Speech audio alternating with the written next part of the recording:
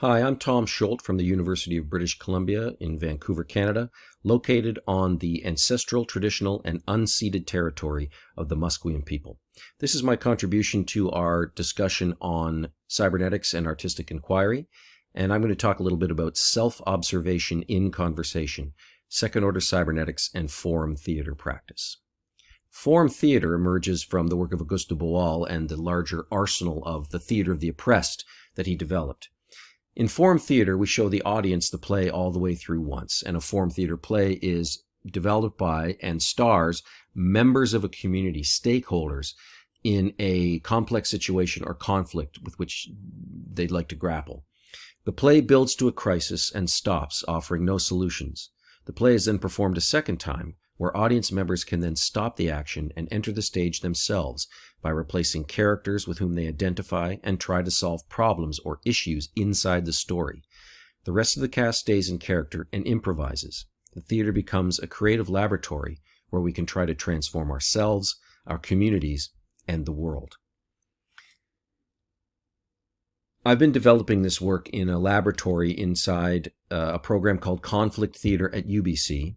So it's a joint initiative between the Department of Theater and Film, my home department, and Human Resources, where we use these methods to explore workplace conflict as it shows up across our campus. Critical role in form theater practice is the role performed by the joker, which is the name given to the facilitator. After an intervention, like the ones described here, has taken place, the joker will lead the person who has intervened through a very public conversation in front of the rest of the audience members, and it might also include the other actors, the other actors who have stayed in character and had this conversation. Boal, in the theater of the oppressed, was very, very much influenced by his fellow Brazilian Paulo Freire and his pedagogy of the oppressed. And so it's very, very important that the joker not be some kind of privileged observer who tries to summarize, tries to underline what they think the lesson is from what we've learned. Their job is to have a conversation with the intervener in such a way that the intervener begins to develop even deeper and more deeply, and using some terms that we'll look at in a moment, can begin to unzip and embed particular concepts and ideas that may come into their consciousness as they talk in conversation with the joker about what occurred for them inside the intervention. And so, in my training of jokers in our conflict theater program, I've begun to use more and more cybernetic tools to sharpen the joker's craft. And that's what I'm going to talk about for the next few minutes. In our program, the joking practice of unpacking an intervention through questions asked to the participants is grounded in and guided by Gordon Pask's conversation theory.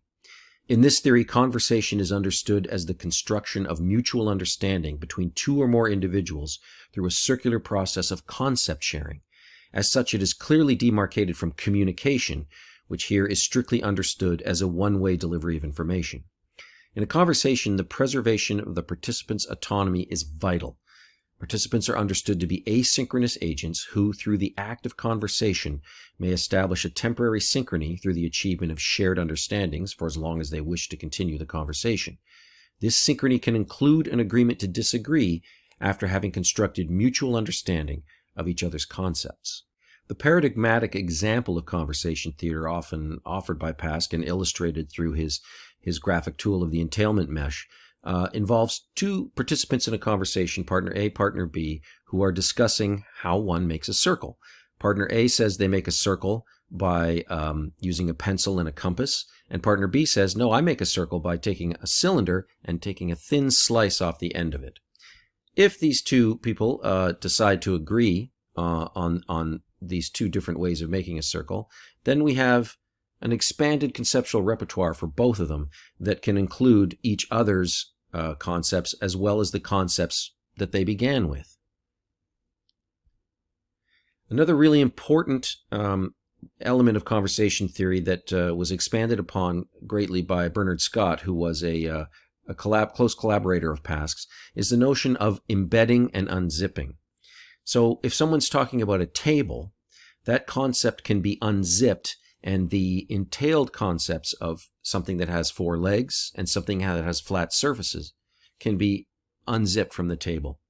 At the same time, the concept of table can be embedded in a larger concept of furniture. And consequently, furniture could be embedded within yet another sort of meta concept of human dwellings. And so I encourage our jokers to think about the conversations they have with someone who has come out of the audience and intervened in one of our plays as a guided process of, through continuing to ask them questions in this cyclical, recursive manner, to guide their conversational partner through the embedding and unzipping of the concepts that they end up naming as they unpack their own experience as they've moved through the dynamics of an intervention in a form theater play. Another really useful contribution of Bernard Scott, as he has continued to make Pask's very dense theory even more accessible to many more readers, is this diagram of what he calls a strict learning conversation. This is a conversation that was designed to take place in some of the learning technologies that Pask and Scott worked on. The conversation takes place at two layers, the level of how and the level of why. So you notice at the how level, the teacher can offer demonstrations or elicit models and problem solutions through how questions and responses, through which the learner receives demonstrations, builds models, or solves problems. At the level above, at least in this diagram, not necessarily hierarchically, there are why questions and responses. So these are the questions why. Again, the teacher receives or offers explanation in terms of relations between topics, and the learner receives or offers explanations in terms of relations between topics. So there is why something is the case and how it can be demonstrated or how it can be applied or used to create something in, as you see in the oval below, the modeling facility, where the learner would perform tasks such as model building or problem solving. And it's that activity within the modeling facility that is in a sense, the subject matter of the how or why conversations that go on between the teacher and the learner. This has been adapted for our purposes in conflict theater. So this is my skeleton of a joking conversation. So the modeling facility in the oval is the stage where the intervention and the improvisation has taken place. So at the what level, the joker is simply going to feed back, kind of like teach back in Pask's original conception, and say, here's what I saw happen. Not to claim that as the ontological truth, but again, an observer saying, I observed that when this happened, it seemed like you calmed down a little, or it seemed that in the intervention you got more agitated when character X said Y.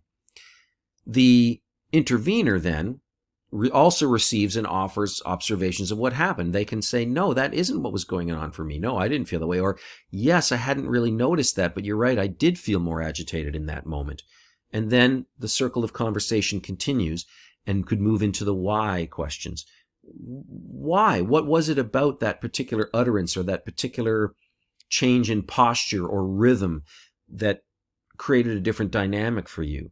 And again, the joker will ask clarifying questions to construct an understanding of reasons for what happened, and the intervener offers clarifying explanations of reasons for what happened.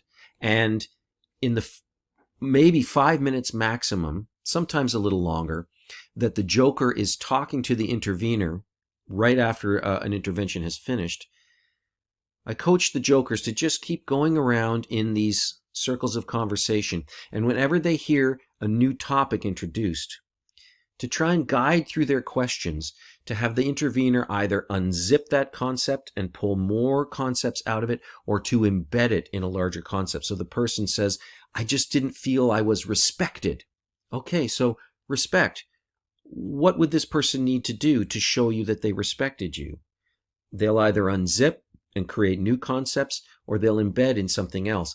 And then through as many iterations as we can get within the limited time we have before the show continues to the next scene, the joker guides them through this circular process of embedding and unzipping, offering no commentary of their own, but simply guiding through, rather than in a written form, the creation of entailment mesh on paper, a verbal conversational entailment mesh to which the audience can respond in their own private ways as they see that sort of tapestry of conversation pulled out, hopefully by a very skilled joker and an intervener. That's just one application of a tool from second order cybernetics that we've applied to joking conversations. I'm hoping we'll have an opportunity to talk about a few more. But for now, that's all from me. Thank you very much for listening.